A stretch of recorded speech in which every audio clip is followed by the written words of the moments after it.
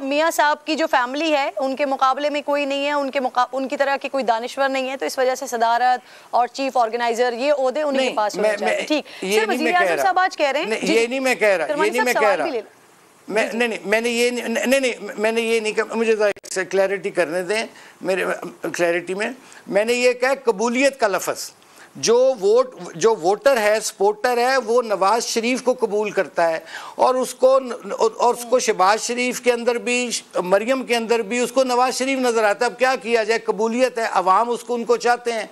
तो अगर कोई और था, किसी में इतना दमखम था तो आज ओपन फोरम था, ओपन हाउस था, वो आके इलेक्शन लड़ लेता उनके मुकाबले में। हमने तो किसी को गन पॉइंट पे अगवा नहीं किया। सर वजीर आजम साहब कह रहे हैं कि सागदार साहब के खिलाफ बातें करने वालों को पार्टी में रहने का कोई हक नहीं है, तो फिर क्या समझें सर, मिफ्ता इस्माइल साहब का मुस्तकबिल नहीं है मुस्लिम लीग नून के साथ आगे? देखिए मैं समझता हूं कि पार्टी में, हर पार्टी में, घर में भी इख्तलाफ राय होता है, होना चाहिए, और जमहूरियत में भी इख्तलाफ राय हुस्न होता है। लेकिन जब आप किसी जमात में होते हैं तो फिर आपको जमात के डिसिप्लिन के ताबे होना पड़ता है। मुझे भी बहुत शिकायत हो सकती हैं अपनी जमात से, जमात की को मुझसे बहुत शिकायत हो सकती हैं, लेकिन उसका ये तरीका नहीं है कि मैं उसको सरेआम या मेरी जमात मुझे सरेआम उस पर ज़ेरे बहस लाए। अच्छा ये होता मिफ्ता इस्माइल ने कंट्रीब्यूट किया है, और 2 दफ़ा इसी नवाज़ शरीफ साहब ने उसको वज़ीर ख़जाना उनको बनाया, ठीक है, और मैं वो आजिज़ हूँ, मुझे ये शर्फ कह लें या जो भी आप कह लें, अब तो शायद मेरे वो गिले में आ गई ये चीज़ कि नवाज़ शरीफ साहब को मिफ्ता इस्माइल साहब को मिलवाने वाला ये आपका आजिज़ खादिम था आज से कुछ साल पहले। हैविंग सेड दैट, मैं ये कहता हूँ कि मेरी मिफ्ता इस्माइल साहब से भी ये गुजारिश है कि he has played his best inning, जो वो कर सकते थे उन्होंने किया। लेकिन अब डार साहब जो हैं उनके पास इल्म भी है, उनके पास हिलम भी है, तजुर्बा भी है, और जिस तरह ये बातें हो रही थी, पीटीए वाले भी कर रहे थे, हमारे मुखालिफिन भी, जे आज हुआ डिफ़ॉल्ट, सुबह हुआ, शाम हुआ, अल्हम्दुलिल्लाह वो नहीं हुआ। इससे जाहिर हुआ कि इसाक डार ने as a good manager Pakistan को अभी तक उसकी मैशत को डिफ़ॉल्ट नहीं होने दिया। लेकिन अगर जी, लेकिन सर अगर मिफ्ता इस्माइल साहब कुछ गलत कर रहे थे तो क्या पार्टी के कवायद और ज़वाबित के तहत उनको कोई लीगल एक्शन उनके लिए किया गया, उनको कोई नोटिस वगैरह दिया गया? सर उनसे पूछा गया कि वो क्यों कर रहे हैं? मैं समझता हूँ कि इसमें पार्टी ने, नवाज शरीफ साहब ने, मैं समझता हूँ कि वो एक उनके बहुत एक तरबियत का हिस्सा है, चूँकि जो उनके साथ साथी चलते हैं तो वो ज़रा लीनियंट व्यू रखते हैं। लेकिन इसमें मैं ये ज़रूर कहना चाहूँगा कि आज जो शहबाज शरीफ साहब ने बात, तो उस पर मुझे लगता है कि अब मामला जो हैं वो थोड़े से हीट अप हो रहे हैं, और मैं आपके प्रोग्राम के तवस्सुत से ही मिफ्ता इस्माइल साहब की खिदमत में अर्ज़ करूँगा कि अगर उनको शिकायत हैं, उसका बेस्ट हल ये है कि वो पार्टी के अंदर तशरीफ़ लाएँ, ला के वहाँ बात करें, जो उनके तहफ़्फ़ुज़ात हैं वो वहाँ बयान करें। फिर सालिसी का किरदार अदा करें, करमानी साहब मिलवाएं मियाँ साहब से, मसला हल करवाएं। नहीं, मैं तो बहुत छोटा आदमी हूँ भाई, बात बहुत बड़ी हो गई है। तब मिलवाया था जब वो नए पार्टी में आना चाह रहे थे, और पार्टी में तो थे कहीं, लेकिन मियाँ साहब से उनकी जो तारुफ था, जो उस वक़्त उनके पास कोई ओहदा नहीं था। अब तो वो 2 दफ़ा वज़ीर ख़जाना रह चुके हैं। मैं तो एक बड़ा छोटा आजिज़ सा मामूली सा शख्स हूँ, वर्कर टाइप आदमी हूँ, तो मैं तो ये बड़े लोगों की से मतलब लड़ाई में या इख्तलाफ में या जो इनकी है कशमकश है उसमें मैं नहीं आऊँगा।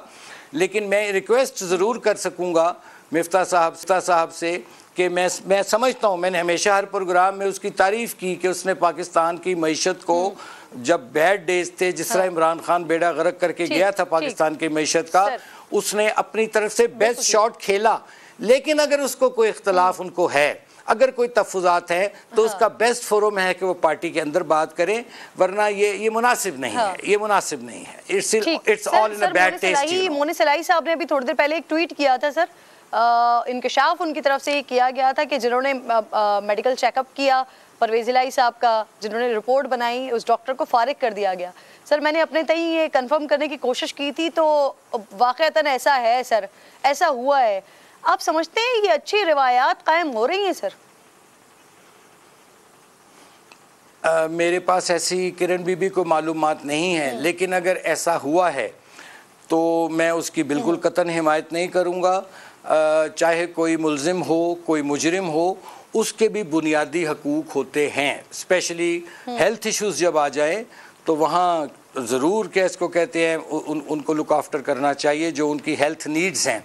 और अगर ऐसा हुआ है तो मैं समझता हूँ कि ऐसा नहीं होना चाहिए। सर वैसे आपकी हुकूमत, क्योंकि आप वो लोग हैं जिन्होंने पिछले दौर में सर ये सारे मामलात को भुगता है, लेकिन इस वक्त आपकी हुकूमत है और आपके ऊपर बड़े इल्ज़ामात लग रहे हैं ये बुनियादी हुकूक के हवाले से, इंसानी हुकूक के हवाले से। आज़म खान जिन्होंने 19 तारीख को पेश होना है सर, उनकी फैमिली ने ये क्लेम किया, पुलिस इस वक्त उन्हें ढूंढने की कोशिश कर रही है, घर से निकले और उसके बाद गायब हो गए हैं सर इस किस्म की चीज़ें आप ही के दौर में हो रही हैं अब। देखिए ये प्रोपेगेंडा ज़्यादा हो रहा है। अभी कितना शोर था जी के सानिया 9 मई जिसमें पाकिस्तान और पाक फ़ौज पर हमला किया गया, बलवाइयों ने किया। कितना शोर मचा जी कि बड़ा जी इंसानी हकूक़ की पामाली हो रही है। और जो इंसानी हकूक़ वाले थे उनका रिकॉर्ड पर बयान है, आपने भी देखा होगा कि उन्होंने कहा जी हमने सब छानबीन कर ली है, कोई ज़्यादती नहीं किसी के साथ हो रही। खुसूसन ख़वातीन भी के साथ भी बहुत प्रोपेगेंडा किया जा रहा था। और जो लोग भी इस वक्त जेलों में हैं उनके हकूक़ जो हैं बुनियादी, उनका ख्याल रखा जा रहा है। तो एक यहाँ लॉबी है करमानी साहब। देखिए अभी मुझे तो नहीं मालूम है कि वो लापता हुए हैं या वो खुद ही गायब हो गए हैं या छुप गए हैं, ये भी तो कुछ नहीं अभी कहा जा सकता। ये क्या सराई तो मैं नहीं करूंगा। उस्मान डार की फैमिली के साथ क्या हुआ वो वीडियोस मौजूद हैं। कुछ सहाफ़ी हैं पिछले एक डेढ़ महीने से सर गायब हैं, 9 मई के बाद से गायब हैं। नदीम अफजल चंद ने तस्वीरें शेयर की, वीडियो शेयर की है, वो थे नहीं, उनके वालिद को उठाकर लेके गए।